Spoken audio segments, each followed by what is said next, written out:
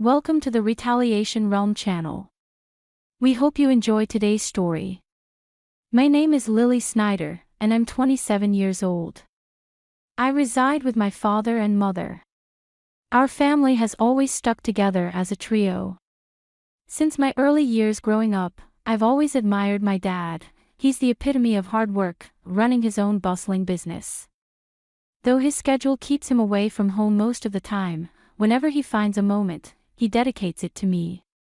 On his off days, he prioritizes spending time with me, proving himself to be an exceptional father. My mom, however, paints a different picture. As far back as I can recall, she has never been employed. While she tends to household matters, she's never lent support to my dad's business or pursued a career outside our home.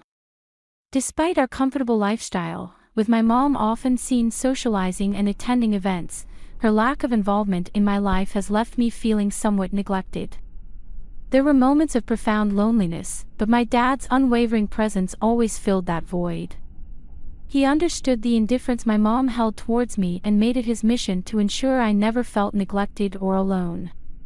As I grew older, my mother's tendency to break promises became apparent, while my dad's commitments were steadfast. My mother's casual approach to promises left me disillusioned. I learned not to hold her pledges in high regard. Conversely, my dad's reliability and trustworthiness garnered my admiration. I entertained thoughts of joining my father's company after graduating from university. Being the only child, I saw it as a way to honor my father's legacy and continue his work. Upon reaching my 20s, my father began imparting invaluable wisdom during our drink out. Meanwhile, my mother's involvement in my life remained superficial.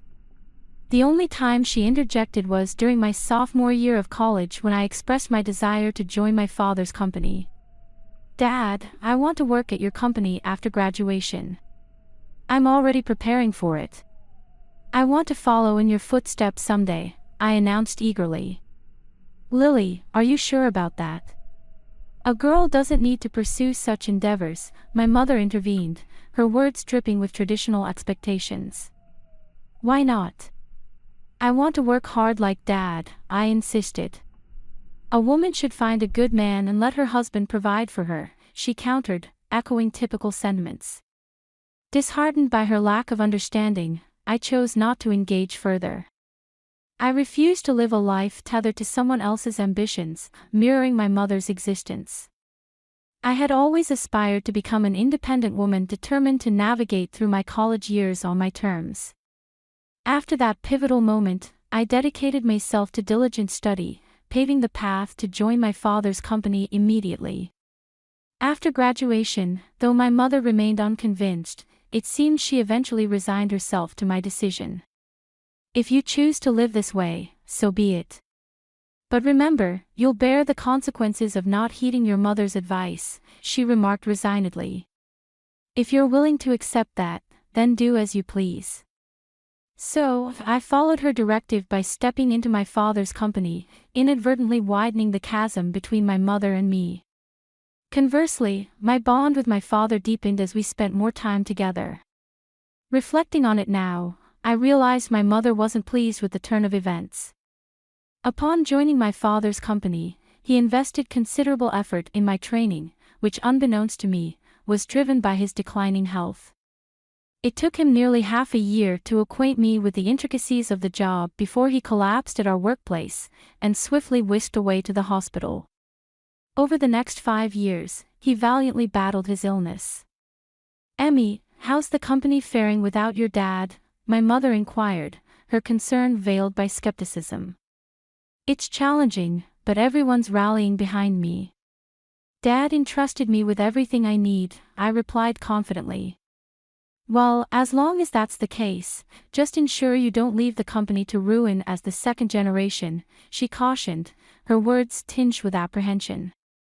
"You lack any genuine interest or affection for the company. You're merely preoccupied with others' perceptions," I retorted, disheartened by her lack of faith. During my father's illness, our disagreements were frequent despite his weakening state. He made sporadic visits to the company, emphasizing its significance. These employees in this company are invaluable treasures to me, but I must relinquish my hold on them, he confessed, his voice laced with emotion. Lily, I've witnessed your dedication over the years. I trust you to safeguard this place and everyone here. I don't know if I can emulate you, Dad, but I'll strive to uphold your legacy, I pledged solemnly. From that day forth, the mantle of leadership was bestowed upon me. With my father mostly confined to the hospital, my days were consumed with the company's affairs, leaving little time for homecomings. I prioritized visiting him regularly, carving out time amidst my busy schedule. My mother, on the other hand, fulfilled only the basic duties, such as delivering changes of clothes to him, even that seemed to inconvenience her.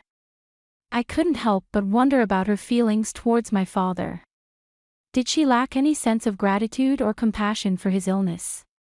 The thought left me feeling sorry for him, recalling the sacrifices he made for me during my childhood, a time when my mother's affection remained elusive. Despite my exhaustion, I made a concerted effort to visit him as often as possible, a routine that persisted for about a year until he peacefully passed away in his sleep. Amidst the whirlwind of tasks that followed, I barely had a moment to grieve. My mother, oblivious to my emotional turmoil, expected me to handle everything from funeral arrangements to hospital paperwork realistically. I knew I couldn't rely on my mother, who had never ventured beyond the confines of our home, so I silently assumed responsibility for the myriad tasks. The day after the funeral, my mother broached the subject. Lily, now that the funeral is over, you've settled down, haven't you? She inquired with a heavy heart. I accepted the reality of the situation. Please leave this house. I've just inherited 200 million yen, so I have no use for you anymore. Thank you, she declared, as though it were a mere formality. Her words stung, but I had anticipated them. Further discussion seemed futile. Did she truly believe that wealth could replace familial bonds and absolve her of responsibility? With a multitude of questions swirling in my mind, I decided to depart the next day. I arranged for the sale of all belongings associated with me, leaving my mother utterly surprised at the speed of my departure. I had meticulously planned my departure, but I harbored a secret from my mother. Despite her claim of inheriting 200 million yen, my father had entrusted all financial matters to me, designating me as the sole inheritor. Not a single yen remained for my mother, a decision my father made adamantly while he was still in good health. Your mother lacks the understanding of money management or prudent spending. I want you to provide her with monthly household expenses, he instructed me. If she receives a lump sum, she's likely to squander it immediately. If she protests, refuse to give her a penny. Though my father's last words were spoken in jest, he handed me an SD card containing a video message addressed to my mother. While I never envisioned showing it to her, recent events suggested its necessity might arise sooner than later after my departure. I anticipated my mother would reach out to me, but her summons came sooner than expected. Come home immediately, she demanded over the phone. I'm working, Mom. What's the matter? I replied, feeling a pang of annoyance. I just need to talk to you. Please come quickly, she insisted with a sigh. Reluctantly, I headed back to our family home, clutching the SD card in my hand. As soon as my mother laid eyes on me, she launched into accusations. You absconded with all of your father's inheritance, didn't you? I knew something was amiss when you left so abruptly. Hand over your father's inheritance to me now, she demanded, her greed palpable. How selfish can you be?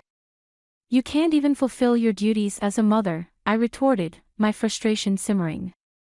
In response, I silently extended the SD card to her. Confused, she inspected it. What's this? She queried. I suppose you don't even know how to watch this, I remarked, masking my disappointment. I retrieved my laptop, inserted the SD card, and played the video on the screen. My father appeared as vibrant as I remembered him. I couldn't help but wonder how my mother would react to this video letter. Silently, I exited the room, leaving her to watch it alone. I had never witnessed my mother defy my father before, but now, in the wake of his passing, would his words resonate with her? Upon returning to the room, I found my mother in tears, her emotions laid bare. I was taken aback, my mother shedding tears over a video of my late father. I was intrigued by the contents of the video letter he had left for her but hesitated to watch it myself, consequently. I remained clueless about the cause of her tears. "Mom, are you okay?" I inquired, concerned, lacing my voice with care. "Yes, I'll be fine for now. I understand. I'll adhere to your father's wishes and entrust everything to you from now on. Please go home for today. Call me once you've had time to gather yourself," she replied, her tone subdued. Sensing her desire for privacy, I left promptly, pondering over how my father had managed to silence my mother. Questions swirled in my mind as I made my way home. Nearly a month passed without any communication from my mother, prompting concern to gnaw at me during my lunch break. I decided to pay a visit to my parents' house, hoping to check on her. However, she wasn't home. That evening, I returned once more, relieved to find the lights on. "Sorry for dropping in unexpectedly. I came by this afternoon, but you weren't home, so I grew concerned," I explained upon seeing her. "I'm sorry. I was out for my part-time job during the day," my mother explained. "A part-time job?" I echoed incredulously. My understanding of my mother painted her as someone vehemently opposed to work. How had it come to this? "Didn't you watch that video?" "It was a video letter addressed to you," I retorted, baffled by her sudden change in behavior. "You can take it home. You should watch it too, Lily." "Can I watch it?" I asked, extending the SD card to her.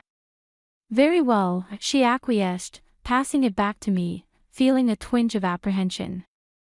I returned to the office and settled at my father's desk. With a deep breath, I played the video.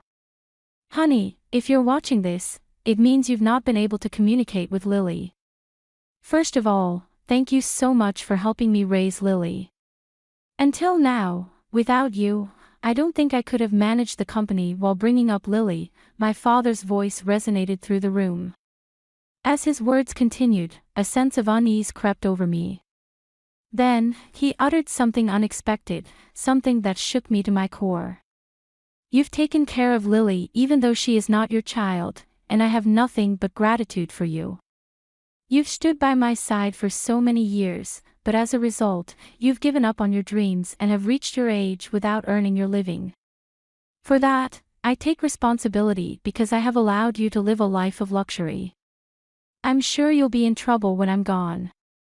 "I'm not my mother's child," I blurted out, the realization hitting me like a ton of bricks.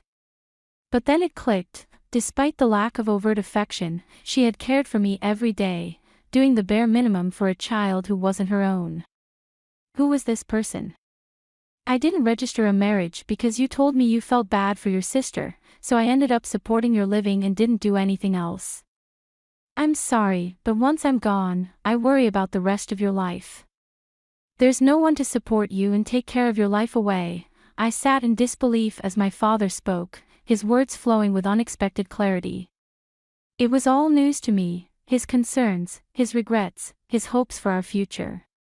Throughout the night, I grappled with the weight of his revelations before confronting my mother the following day.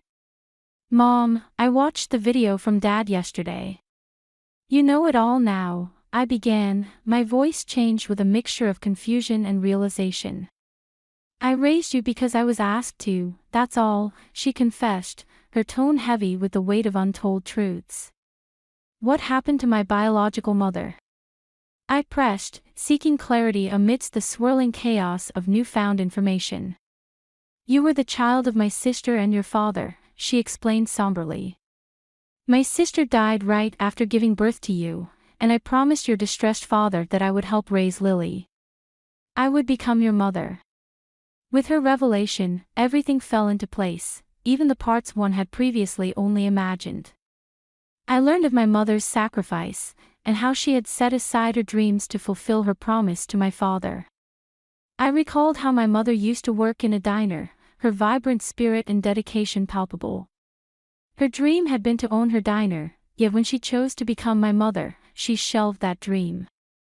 However, inspired by my father's words and prompted by the memory of her deferred dream, my mother made a decision. She resolved to reclaim that dream, embarking on a journey to pursue it once more.